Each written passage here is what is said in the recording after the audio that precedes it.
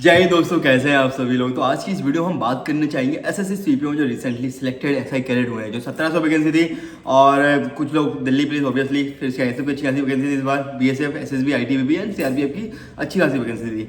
तो चलिए, जो अभी फाइनल रिजल्ट आ चुका है आपका। अब रिसेंटली अभी क्या हुआ कि अब आपका रिजल्ट तो आ गया।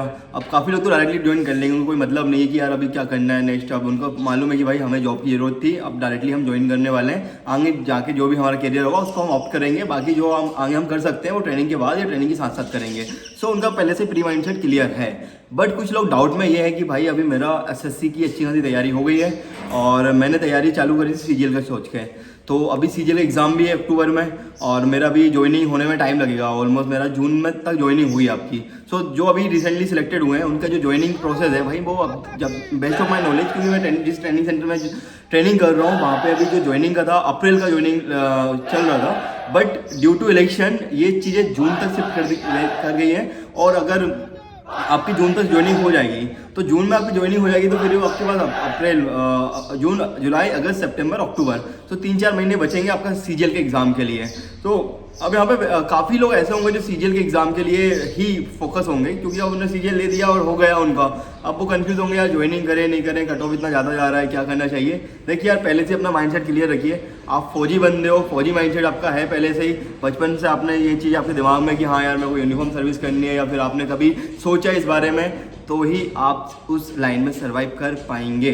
मैं आपको डायरेक्टली बोल रहा हूँ, ओपनली बोल रहा हूँ। अगर आपने पहले ये सारी चीज़ें नहीं सोची, आपको ऑफिस का काम करना है, आपको 10 से 5 वाली जॉब चाहिए, तो भाई आप यहाँ पे एडजस्ट करने में आपको बहुत ज़्यादा तकलीफ होगी, दिक्कत होगी। और बाद में फिर आपके साथ में मैंने देखा है, हमारे साथ में स्टार्टिंग के कुछ महीने के अंदर ही काफ़ी लोग रिज़ाइन मार के गए हो। रीज़न यही है कि यार यूनिफॉर्म सर्विस कभी सोचा नहीं था, तैयारी कर रहे थे, सीजीएल ही गलती से हो गया। यहाँ पे सिलेक्शन, रनिंग वनिंग क्वालिफाई हो गई, हो गया सिलेक्शन। अब बाद में सर्वाइव नहीं कर पा रहे हैं भाई, नहीं उठ पा रहे हैं सुबह, नहीं चीज़ें झेल पा रहा है, नहीं उस्ताद जो पीटी करा रहा है वो उनसे हो पा रहा है। तो फिर बाद में बंदा फ्रस्ट्रेट होता है यार, क्योंकि अब उसने जो ये सारी चीज़ें कभी सोची नहीं और ये सब चीज़ें उसको करना पड़ता है। सो अभी भी आपका मतलब, अब तो आप फाइनल सेलेक्ट हो ही गए हो, तो आपका आपने सोच की एग्जाम दिया होगा, सोच की सारी प्रोसेस करी होगी, सोच की आपने मेडिकल दिया होगा और आपका मेरिट में नाम आया, तो डेफिनेटली आपको जॉब ज्वाइन भी करना चाहिए, क्योंकि आपने अपना पूरा प्रोसेस कंप्लीट करा है और आप रैंक में मेरिट के अंदर आपका नाम आया हुआ है, तो आपको डेफिनेटली ज्वाइन करना चाहिए। बट फिर भी कुछ लोग होते हैं, जैसे हमारे ट्रेनिंग में भी अभी 140 लोगों का वेज बना हुआ है और वो 140 लड़के वो थे जिनका एनसीआरबी में नाम था। एनसीआरबी के कारण इनकी ज्वाइनिंग डिले हो गई थी और उसमें से कुछ बंदे ऐसे थे जिनने एसएससी सीजीएल का एग्ज़ाम देना था उसको, क्योंकि हमारी सितंबर में ज्वाइनिंग थी, अगस्त अक्टूबर में ज्वाइनिंग थी और नवंबर के टाइम पे एग्ज़ाम चल रहा था सीजीएल का, तो उनका सीजीएल एग्ज़ाम देना था। कुछ बंदे ऐसे थे जिनका और भी कुछ रीजन थे, फैमिली इशूज़ थे, मेडिकल इशूज़ थे, कुछ लोगों का एफआईआर का सॉर्ट आउट कराना था, तो उनने एक्सटेंशन लिया था। तो उनने एक्सटेंशन कैसे लिया उसके बारे में मैं बात करूंगा। तो देखिए दोस्तों, आपको जब भी आप चाहे दिल्ली पुलिस से एक्सटेंशन लो या फिर बीएसएफ से या सीआईएसएफ से, आईटीबीपी, एसएसबी या सीआरपीएफ से, कहीं से भी आप एक्सटेंशन लो, तो आपका एक्सटेंशन का क्या प्रोसेस होता है। सिंपल सा प्रोसेस ये है, आपको क्या करना है। सबसे पहले आपका, जैसे कि अभी ज्वाइनिंग लेटर तो अभी नहीं आने वाला, विद इन 1 मंथ के अंदर आपका ज्वाइनिंग लेटर आएगा, आपका मई के एंड तक ज्वाइनिंग लेटर आ जाएगा। अगर प्रोसेस इलेक्शन के कारण कुछ डिले नहीं हुआ तो हो सकता है आपका ज्वाइनिंग लेटर अभी डिले, लेकिन बेस्ट ऑफ माई नॉलेज आपका ज्वाइनिंग लेटर मई तक आ जाएगा। जून जुलाई में आपकी ज्वाइनिंग हो जाएगी, तो ज्वाइनिंग लेटर के 15-20 दिन के अंदर आप ज्वाइनिंग कर सकते हो, जीसी जा सकते हो और अपना प्रोसेस पूरा कंप्लीट करा सकते हो। जीसी जाओगे, जीसी में सीआरपीएफ में जीसी जाना होता है, वहाँ पे आपका डॉक्यूमेंटेशन होगा, डीबी डबल से होता है और फिर वहाँ पे आपका डॉक्यूमेंटेशन होने के बाद पूरा आपका अटेस्टेशन फॉर्म बनाया जाएगा, जिसके अंदर आपको पूरी जानकारी देनी पड़ती है कि हाँ भाई मेरे ऊपर कभी एफआईआर नहीं हुए है, कभी मैंने कोर्ट में फाइन नहीं भरा है, कभी मेरे ऊपर कोई मुकदमा नहीं चला है, कभी मेरे को बाउंड डाउन नहीं करा हुआ है, कभी किसी कॉलेज से मेरे को वो रेस्ट्रिक्ट नहीं करा हुआ है, और कभी ऐसे जो चीज़ें होती हैं, जो इन्फॉर्मेटिव चीज़ें होती है, फैक्चुअल फैक्ट जिसके अंदर होते हैं, तो बहुत सारी चीज़ें आपको मेंशन करनी पड़ती है। उसके बाद आपका प्रोसेस आगे हो जाता है और आपकी ज्वाइनिंग करा दी जाती है। दिल्ली पुलिस में क्या होता है, 1 महीने पहले ये सारी चीज़ें हो जाती हैं और फिर आपका ज्वाइनिंग लेटर आता है, फाइनल आपकी ज्वाइनिंग करा देता है, तो आपका एसोसिएशन फॉर्म वहाँ पे भी होगा। तो दोस्तों, मैं आपको एक चीज़ इसमें ये बता दूँ, अगर आपके ऊपर कोई भी एफआईआर है, कोई भी केस आपके ऊपर पास में था या कोई भी चीज़ आपके साथ हुई है, तो उसको आप मेंशन करिए। क्योंकि देखो, मैं दिल्ली पुलिस में था, जॉब से टर्मिनेट हो रखा हूँ, सुप्रीम कोर्ट में केस लड़ रहा हूँ, केस चल रहा है मेरा, तो ये गलती आप मत करना, पता नहीं अभी फिर बाद में बहुत दिक्कत होती है। अभी दिल्ली पुलिस में अभी कांस्टेबल सेलेक्ट हुए हैं, 7000 जो वैकेंसी थी, तो उसमें अभी 120 बंदे ऐसे हैं जिनकी ज्वाइनिंग नहीं हुई है, जिनका डॉक्यूमेंटेशन वेरिफिकेशन नहीं हुआ है, DV नहीं हुआ है उनका। क्यों नहीं हुआ? क्योंकि उनको FIR थी, तो उनकी अभी कमेटी बिठाई हुई है डिपार्टमेंट ने, तो उनकी इंक्वायरी चल रही है और क्या करना है, तो उनकी ज्वाइनिंग हो जाएगी। अगर जिनका केस खत्म होगा, जिनने मेंशन करा हुआ है, तो डेफिनेटली उनकी ज्वाइनिंग हो जाएगी। अब हम बात करते हैं एक्सटेंशन के बारे में। तो दोस्तों, जहाँ से भी आपका ज्वाइनिंग लेटर आता है, मान लो आपका दिल्ली से आया, हेडक्वार्टर से ज्वाइनिंग लेटर आया, जो प्रेसिडेंटिंग ऑफिसर हैं, जिस नाम से जिनके वहाँ पे सिग्नेचर है, जो एड्रेस दिया हुआ है वहाँ पे ज्वाइनिंग लेटर जहाँ से भी आया हुआ है, तो आप ईमेल लिख के उसी एड्रेस पे, उसी प्रेसाइडिंग ऑफिसर के नाम से आप ईमेल करके एप्लीकेशन लिख के आप वहाँ पे फॉरवर्ड कर सकते हो। दूसरी चीज़, आप ईमेल लेटर लिख के, एप्लीकेशन लिख के उसको पोस्ट ऑफिस के थ्रू वहाँ पे पहुँचा सकते हो।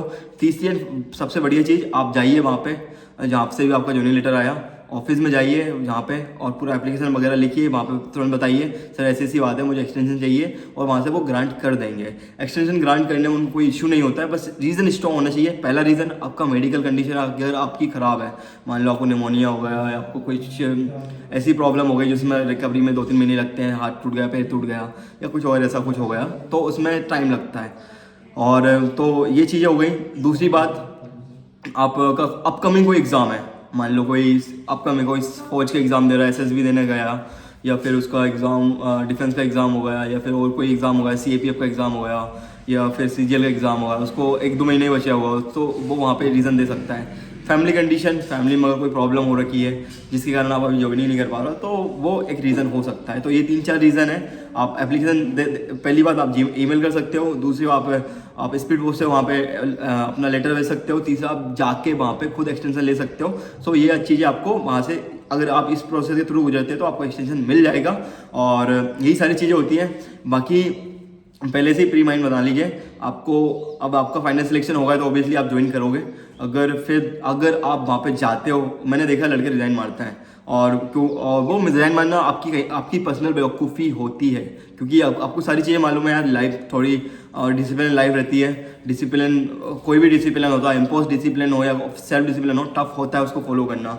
सो वहाँ पे तो इम्पोज डिसिप्लिन रहेगा स्टार्टिंग के महीने में आपकी PT क्लास चलेगी, आपको दौड़ाया भगाया आएगा, आपको मेहनत करनी पड़ेगी, क्लासेस चलेंगी, बहुत सारी चीज़ें ऐसी होती है, आपको घर से दूर जाना पड़ता है, तो बहुत सारी चीज़ें स्टार्टिंग में दिक्कत आती है। 1 महीने तक आपको थोड़ा प्रॉब्लम होती है एडजस्ट करने में, और उस 1 महीने के पीरियड में, 1 हफ्ते के पीरियड, 2 हफ्ते के पीरियड में काफ़ी लोगों की हालत ख़राब हो जाती है। मतलब कमजोर से बच्चे आते हैं, नाजुक से, जिनको मतलब सिलेक्शन तो होगा लेकिन बाद की लाइफ एकदम बिल्कुल लुल सी हो जाती है उनकी, उनको समझ में नहीं आता क्या हो रहा है हमारी ज़िंदगी में। सो अगर कोई ऑफिस का बाबू है यहाँ पे, अभी भी ऑफिस का बाबू है, जिनको 8 से 9, 10 से 5 वाली जॉब चाहिए, और उनको लगता है यार मैं ये जॉब कर लूँ, वो जॉब कर लूँ, तो भाई आपको ये पहले से डिसाइड कर लो, नहीं तो आप जाओगे वहाँ पे, आप प्रोसेस करोगे, ज्वाइनिंग कर ली आपने, 1 दिन की भी आपकी ज्वाइनिंग हो गई, 1 दिन की आपकी ट्रेनिंग हो गई, तो आपको मैं बता रहा हूँ 1,80,000 रुपये भरने पड़ जाएंगे अगर आपने 1 दिन बाद भी रिजाइन मारोगे, ज्वाइनिंग के 1 दिन बाद भी, क्योंकि ये फिक्स रूल है। 3 महीने से पहले आप रिजाइन मारोगे 1,80,000, उसके बाद आप कभी भी आप रिजाइन मारोगे 1750 रुपये होते हैं पर डे का ट्रेनिंग कॉस्ट, वो आपको भरनी पड़ती है। चाहे आप CISF जाओ, दिल्ली पुलिस जाओ, SSB जाओ, CRPF जाओ, ITBP जाओ, कोई सी भी ऑर्गेनाइजेशन को आप ज्वाइन करो यूनिफॉर्म सर्विस में जिसके अंदर ट्रेनिंग होती है, तो ट्रेनिंग की कोर्स आपको भरनी पड़ती है। सो सोच समझ के अपनी ज्वाइनिंग लेना, सोच के समझ के सारी प्रोसेस करना, और ये एक्सटेंशन का प्रोसेस हो गया। बाकी ये काफ़ी इन्फॉर्मेटिव वीडियो है, आप हर बंदे के साथ शेयर करिए ताकि अगर उसको कोई भी डाउट रहे तो वो यहाँ से क्लियर कर सकता है। उसके अलावा आपको कोई भी डाउट हो, कोई भी क्वेरी हो, कोई भी आपको किसी भी तरह की कोई भी दिक्कत हो, तो आप बिल्कुल कमेंट कर सकते हैं, उसके ऊपर हम डिटेल में बात करेंगे।